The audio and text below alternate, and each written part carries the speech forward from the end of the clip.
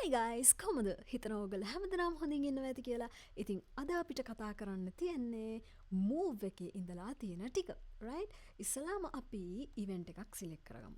right? දැන් අපි හිතමුකෝ event එක මේ හරියේ තියෙනවා කියලා. ඊට පස්සේ මේකේ තියෙනවා move එකේ event start, range start to cursor කියලා එකක්. ඒ කියන්නේ මොකක්ද? මේ තියෙන්නේ cursor point එක අපේ. right? එතෙන්ට මේ ඉවෙන්ට් එක මූව් වෙන එක තමයි මේකෙන් වෙන්නේ. හරිද? ඊට පස්සේ event end range end to cursor කියලා එකක් තියෙනවා. ඒ කියන්නේ මොකද්ද? දැන් කියමුකෝ අපි මෙතන අපි cursor එක තියලා තියෙනවා කියලා. right? ඉතින් එතකොට මේ event එක මෙතෙන්ට move වෙන එක තමයි මේකෙන් වෙන්නේ. right? හරි. all right. ඒ වගේම තමයි ඊට පස්සේ events to origin කියලා එකක් තියෙනවා. events to origin එකෙන් වෙන්නේ මේ විදිහට ක්ලික් කරපු ගමන් මුලටම ආපහු යනවා මේ event එක. right?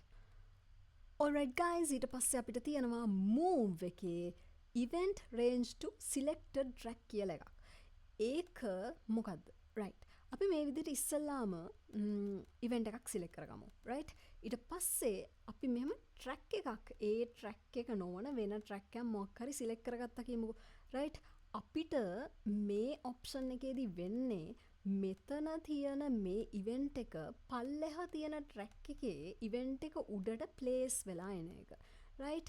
ඉතින් මෙන්න මේ විදිහට event range to selected track කියන එක ප්‍රෙස් කරාට පස්සේ ඔයාට ඒක මේ විදිහට බලා ගන්න පුළුවන්කමක් තියෙනවා.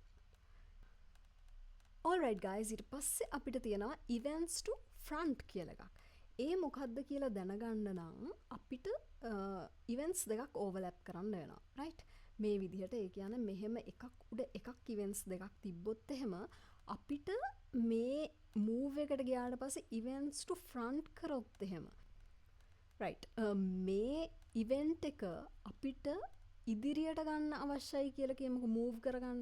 එතකොට events to front දුන්නට පස්සේ දැක්කද? මේකට උඩින් වැටෙනවා ඒ event එක.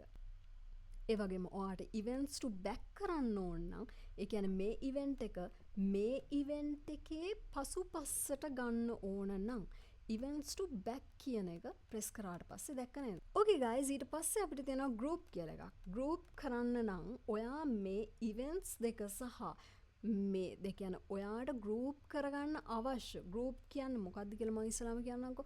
ඒ කියන්නේ අපිට ලේසියෙම mix එකක් කරගන්න අපි අදාළ effects ඒකට දාගන්න අපිට ලේසි tracks හඳුනා ගන්න group කරන එකෙන් අපිට පහසුවක් වෙනවා. right?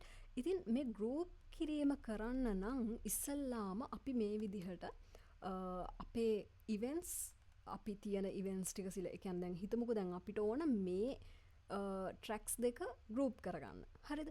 එහෙනම් ඒ අවශ්‍ය events දෙක සහ මේ tracks දෙක මෙතන අපි select කරගන්න ඕන. ඊට පස්සේ group කියන එක press කරාට පස්සේ මේ විදිහට ලස්සනට group වෙලා එනවා. right? එතකොට මෙහෙම එකක් press කරලා ගත්තොත් ඒත් ඒ group එකක් නිසා ඒ දෙකම move වෙනවා. right? alright guys, ඊට පස්සේ තියෙන ungroup කියලා එකක්. ඒ කියන්නේ මොකද්ද? දැන් මේ group වෙලා තියෙන එක යලි තිබ්බ විදිහටම එන එක තමයි වෙන්නේ මේ ungroup කරාට පස්සේ. ඊට පස්සේ ඔයාලට පුළුවන් ආයෙත් move කරගන්න මේ කැමති විදිහට.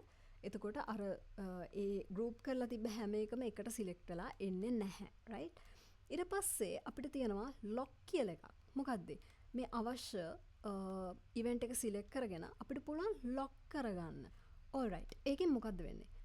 මේකෙන් වෙන්නේ අපේ අතින් වැරදිලා අපේ project එකේ තියෙන මොකක් හරි event එකක් මෙහෙම එහෙට මෙහෙට යන්න සිද්ධ වුණොත් අපේ අතින් එහෙට මෙහෙට වුණොත් හරි වැරදීමක් මොකක් හරි වුණොත් හරි ඒක lock වෙලා තියෙන නිසා ඒ place එකේම තියෙනවා. right? ඒක තමයි වෙන්නේ.